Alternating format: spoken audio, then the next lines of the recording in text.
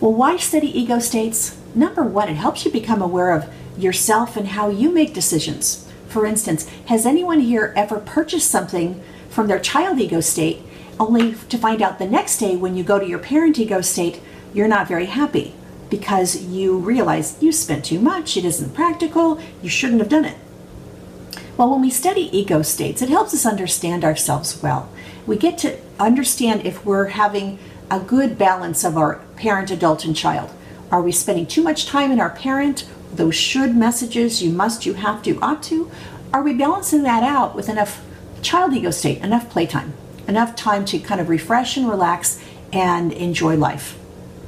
So why we study ego states is to become more self-aware, also to begin to understand other people around us and understand the ego states that they display.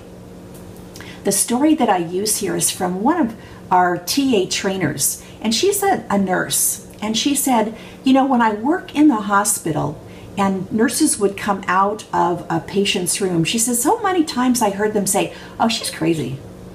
And she said, you know, I don't think people are crazy.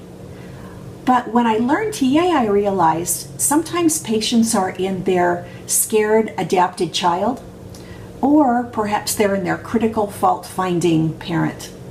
And so she said when she began to understand these different parts of the personality, she had a lot more empathy and compassion for the people that she worked with, and she was able to then, by understanding their ego states, respond in a way that was really helpful and really ultimately kind.